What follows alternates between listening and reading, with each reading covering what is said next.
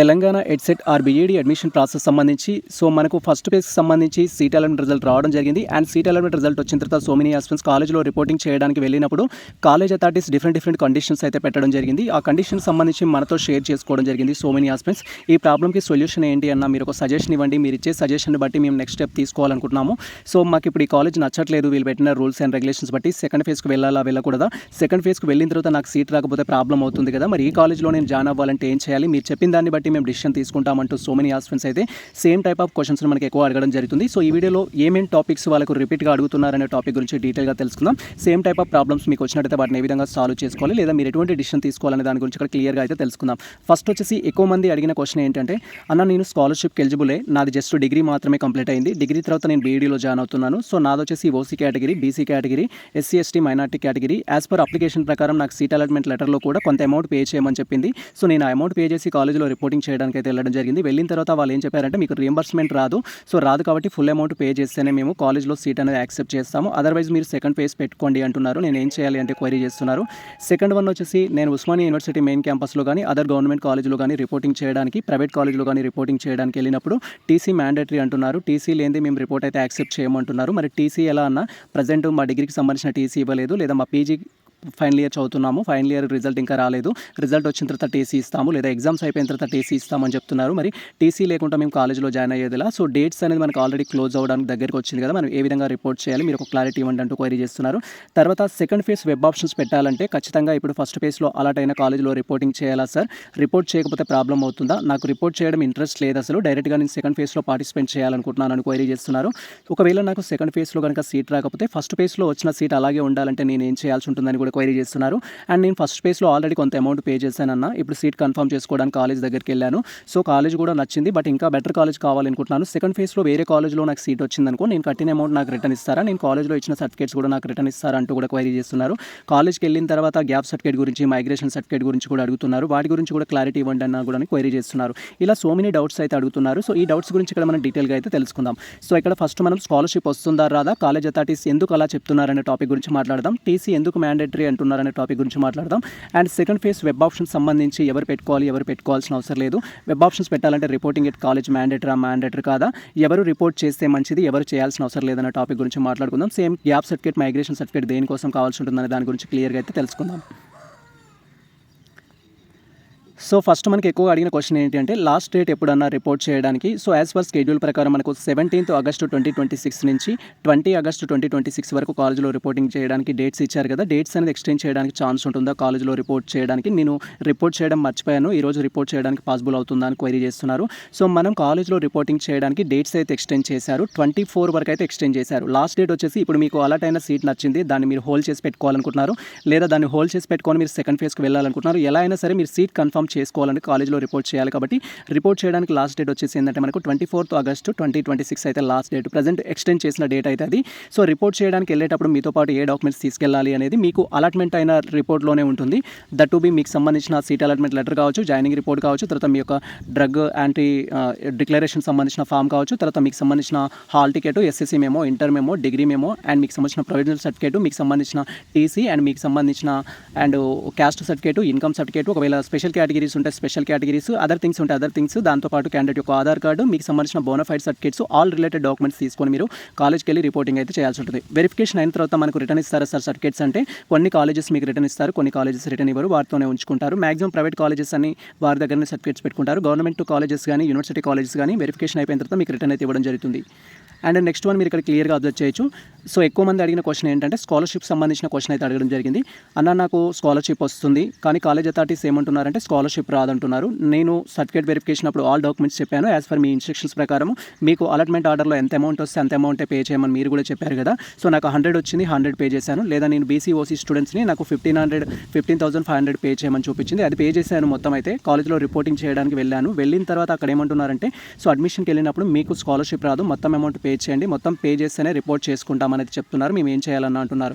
యాక్చువల్గా ఇలాంటి point of view రావడానికి మెయిన్ కారణం ఏంటంటే సో స్కాలర్షిప్ సంబంధించి గవర్నమెంట్ పెండింగ్లో పెట్టిన స్కాలర్షిప్ అనేది మనకు 2022, 2023, 2024, 2025, 2026 ఇలా కంప్లీట్గా స్కాలర్షిప్ అయితే పెండింగ్ ఉంది. So 50% for example central government ఒక 10,000 రిలీజ్ చేస్తే స్టేట్ గవర్నమెంట్ అనేది రిలీజ్ చేయలేదు, లేదా స్టేట్ గవర్నమెంట్ రిలీజ్ చేస్తే సెంట్రల్ గవర్నమెంట్ అనేది రిలీజ్ చేయలేదు. రీజన్స్ ఏదైనా సరే గవర్నమెంట్ చేసే కొన్ని చిన్నపాటి డిలేస్ వల్ల, చిన్నపాటి డిలే కదా, పెద్ద డిలేనే. సో ఈ డిలేస్ వల్ల ఏమవుతుందంటే కాలేజ్ అథారిటీస్ స్కాలర్షిప్కి మాకు సంబంధం లేదు, ఇక పైనుంచి మేము స్కాలర్షిప్కి సంబంధించి స్కీమ్స్ ప్రొవైడ్ చేయము, మీరు అమౌంట్ అనేది కట్టేసి కాలేజ్లో జాయిన్ అవ్వండి, ఇంట్రెస్ట్ ఉంటే, లేకపోతే జాయిన్ అవ్వకండి అనేది చెప్తున్నారు. సో మీరు చేయాల్సింది ఏంటంటే ఇప్పుడు ఫుల్ అమౌంట్ కట్టకుండా కొంత అమౌంట్ అనేది కట్టుకోండి, సెమ్కి ఇంత పే చేస్తామని రిక్వెస్ట్ చేయండి. సో ఇక్కడ నేను ఎందుకు కన్వే చేస్తున్నాను ఇన్ఫర్మేషన్ అంటే సో మనకు స్కాలర్షిప్ అప్లికేషన్ చేసుకుంటాం. సో మీరు డిగ్రీ అయిపోయిన తర్వాత బీఈడీ చేస్తున్న వాళ్ళు కానీ, లేదా పీజీ అయిపోయిన తర్వాత బీఈడీ చేస్తున్న వారు కానీ అందరికీ రియంబర్స్మెంట్ అయితే వస్తుంది.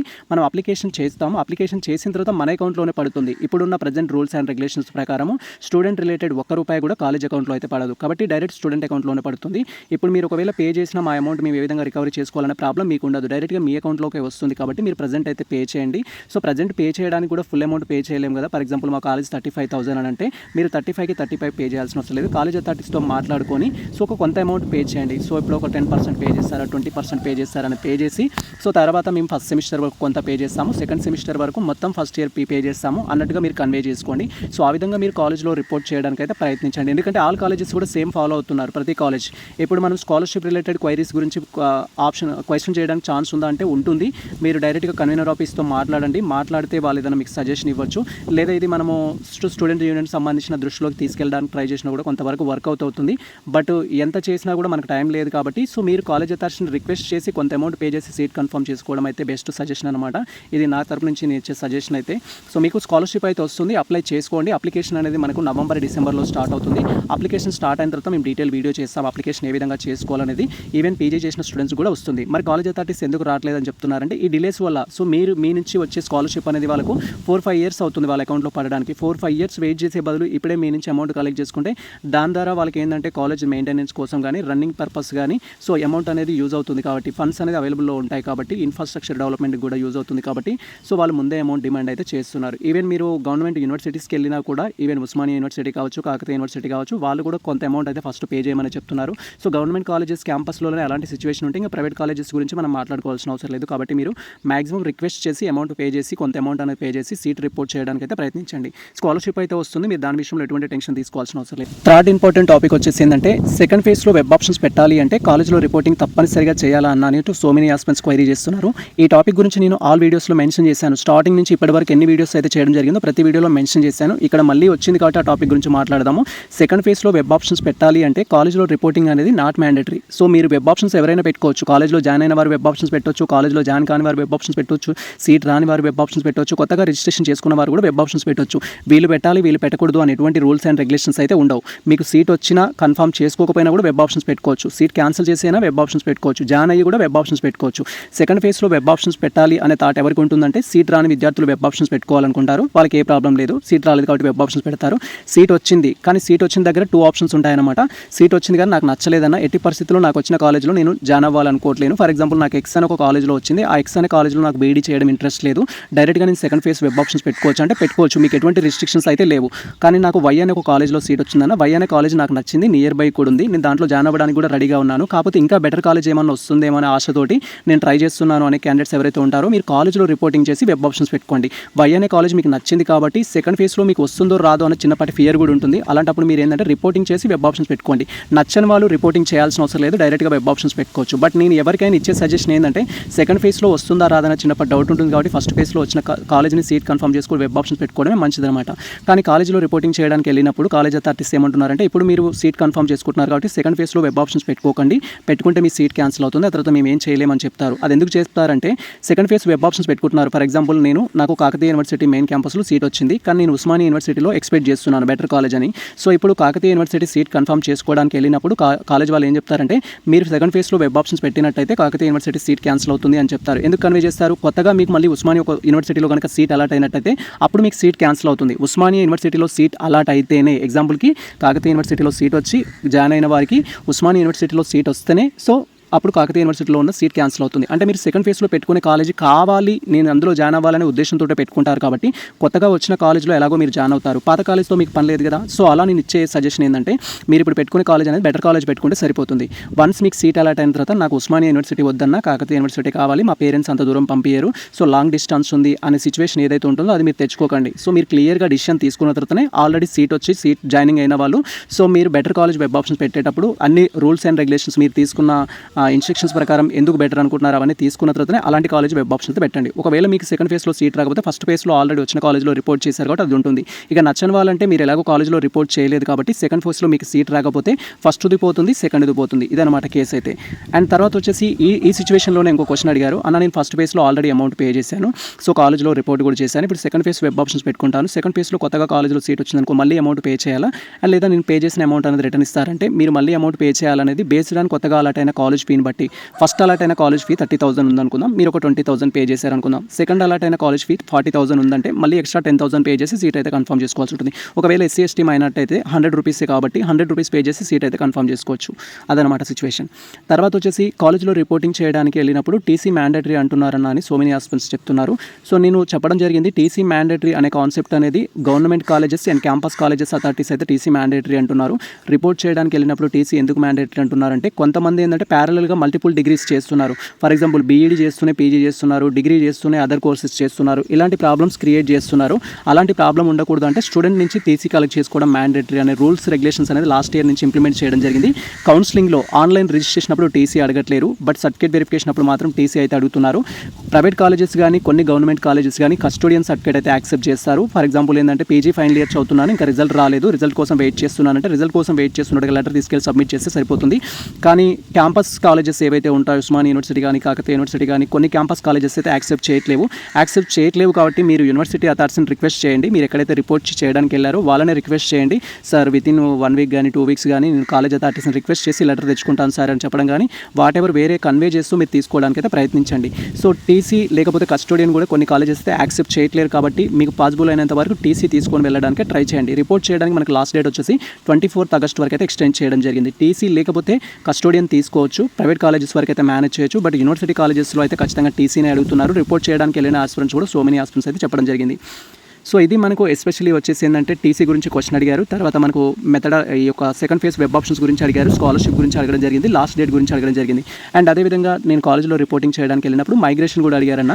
నేను కాకతీయ యూనివర్సిటీ పరిధిలో డిగ్రీ చేశాను, నాకు ఇప్పుడు ఉస్మానియా యూనివర్సిటీ పరిధిలో బీఈడీలో సీట్ వచ్చింది, మైగ్రేషన్ అడిగారంటే కాకతీయ యూనివర్సిటీలో చదివిన వారు మైగ్రేషన్ సర్టిఫికేట్ అనేది కాకతీయ యూనివర్సిటీ నుంచి అప్లై చేసి తీసుకోవాల్సి ఉంటుంది. లేదా వేరే యూనివర్సిటీ చదివి ఇప్పుడు మైగ్రేషన్ ఎవరికి కావాల్సి ఉంటుంది, జనరల్గా ఒక యూనివర్సిటీలో డిగ్రీ చేసి వేరే యూనివర్సిటీలో ఇప్పుడు బీఎడ్ చేస్తున్నట్టే మైగ్రేషన్ అడుగుతారు. మీరు ఫస్ట్ అప్లై చేసి పెట్టుకోండి, ఇప్పుడే నాట్ మ్యాండేటరీ మనకు అది. మీకు టైం అనేది ఇస్తారు కాలేజ్లో జాయిన్ అయిన తర్వాత 1 month 2 months లోపు మీరు అప్లై చేసుకొని వాళ్ళకి ఇచ్చేస్తే సరిపోతుంది. ఇప్పుడు అప్లై చేసి పెట్టుకోండి, మీకు ఇప్పుడు వచ్చిన కాలేజ్ నచ్చింది, ఆ కాలేజ్లో ఖచ్చితంగా జాయిన్ అవుతారంటే సో అది మీ డిగ్రీ వేరే యూనివర్సిటీ, ఇప్పుడు ప్రజెంట్ బీఈడీ వేరే యూనివర్సిటీ అంటే అలాంటి వాళ్ళు మైగ్రేషన్ సర్టిఫికేట్ అప్లై చేసి పెట్టుకోండి. అది మీరు రిపోర్టింగ్ చేయడానికి వెళ్ళినప్పుడు కానీ లేదా జాయిన్ అయిన తర్వాత మళ్ళీ కాలేజ్కి వెళ్తారుగా క్లాసెస్ పర్పస్ అదర్ పర్పస్ కూడా అప్పుడు మీరు రిపోర్ట్ చేస్తే సరిపోతుంది. అండ్ గ్యాప్ సర్టిఫికేట్ అని మీ యొక్క ఎడ్యుకేషన్లో ఎటువంటి గ్యాప్ ఉన్నా కూడా గ్యాప్ సర్టిఫికేట్ అయితే తీసుకోండి. లాస్ట్ 7 years స్కాలర్షిప్ అప్లై చేయడానికి లాస్ట్ 7 years ఏదైతే ఉంటుందో దాంట్లో కనుక గ్యాప్ ఉంటే మీరు గ్యాప్ సర్టిఫికేట్ అయితే తీసుకోవాల్సి ఉంటుంది. గ్యాప్ సర్టిఫికేట్ తీసుకోవడానికి 2 ఆప్షన్స్ అయితే ఉంటాయి. ఎంఆర్ఓ ఆఫీస్ నుంచి ఆఫ్లైన్లో తీసుకోవచ్చు, లేదా మీ సేవ నుంచి ఆన్లైన్ అప్లికేషన్ చేసుకోవచ్చు. ఫస్ట్ మీరు చేయాల్సింది ఏంటంటే మీ ఎంఆర్ఓ మీ మండలికి సంబంధించి ఎంఆర్ఓ ఆఫీస్లో వచ్చేసి అది ఆఫ్లైన్ అప్లికేషన్ ఉందా ఆన్లైన్ అప్లికేషన్ ఉందా అని తెలుసుకొని ఆన్లైన్ ఉంటే ఆన్లైన్లో, ఆఫ్లైన్ ఉంటే ఆఫ్లైన్ అయితే చేయాల్సి ఉంటుంది. గ్యాప్ సర్టిఫికేట్ అప్లై చేయడానికి కావాల్సిన డాక్యుమెంట్స్ ఏంటంటే మీకు సంబంధించి ఫస్ట్ క్లాస్ నుంచి హైయర్ ఎడ్యుకేషన్ మీరు డిగ్రీ వరకు చేస్తే డిగ్రీ వరకు, పీజీ వరకు చేస్తే పీజీ వరకు, ఇంకా అదర్ క్వాలిఫికేషన్ చేస్తే అదర్ క్వాలిఫికేషన్ వరకు ఆల్ బోనఫైడ్ సర్టిఫికేట్స్ కానీ స్టడీ కండక్ట్ సర్టిఫికేట్స్ కానీ కావాల్సి ఉంటుంది. సేమ్ టైం ప్రజెంట్ మీరు ఏ కాలేజ్లో అయితే బీఈడీలో జాయిన్ అయ్యారో ఆ బీఈడీకి సంబంధించిన బోనఫైడ్ కూడా అడుగుతారు. ఇవన్నీ తీసుకొని మీకు సంబంధించిన ఎంఆర్ఓ ఆఫీస్కి వెళ్ళేసి అక్కడ అప్లికేషన్ పెట్టుకుంటే మాన్యువల్గా వాళ్ళు మీకు గ్యాప్ సర్టిఫికేట్ ఇవ్వడం జరుగుతుంది. లేదా మీ యొక్క ఎంఆర్ఓ ఆఫీస్లో కనుక ఆన్లైన్ అప్లికేషన్ ఉంటే ఫస్ట్ మీ సేవకి వెళ్ళేసి పోలీస్ వెరిఫికేషన్ కోసం అప్లై చేయాలి. అది అయిపోయిన తర్వాత సో మీకు లాయర్ అఫిడవిట్ ద్వారా కానీ అండ్ 2 documents తీసుకొని మళ్ళీ మీ సేవలో గ్యాప్ సర్టిఫికేట్ అప్లై చేసి మీ సేవ ద్వారా అప్లికేషన్ అనేది ఎంఆర్ఓ ఆఫీస్కి వెళ్తుంది. ఎంఆర్ఓ ఆఫీస్లో వెరిఫికేషన్ అయిపోయిన తర్వాత మళ్ళీ మీరు డౌన్లోడ్ అనేది చేసుకొని కాలేజ్లో అయితే సబ్మిట్ చేయాల్సి ఉంటుంది. గ్యాప్ సర్టిఫికేట్ ఎవరికి మ్యాండేటరీ అంటే స్కాలర్షిప్కి ఎలిజిబుల్ అయిన క్యాండిడేట్స్కి మాత్రమే మ్యాండేటరీ. స్కాలర్షిప్ రాని స్టూడెంట్స్ ఎవరైతే ఉంటారో వాళ్ళకి అవసరం లేదు. మేనేజ్మెంట్లో జాయిన్ అయ్యే వారికి కూడా ఈ యొక్క గ్యాప్ సర్టిఫికేట్ అయితే అవసరం లేదు. సో ఇది మీరు గుర్తుంచుకొని అయితే మీకు సంబంధించిన నెక్స్ట్ అప్డేట్స్ గురించి అయితే రెడీ అవ్వండి. ఇది ప్రజెంట్ మనకు సంబంధించిన క్లియర్ కట్ ఇన్ఫర్మేషన్ అయితే. అండ్ మెథడాలజీ విషయంలో కూడా కొన్ని క్వశ్చన్స్ అయితే అడుగుతున్నారు. ఫస్ట్ మెథడ్ దీంట్లో వచ్చింది, సెకండ్ మెథడ్ మనకు నచ్చింది తీసుకోవచ్చు అంటే తీసుకోవచ్చు, దానివల్ల ఎటువంటి ప్రాబ్లం లేదు.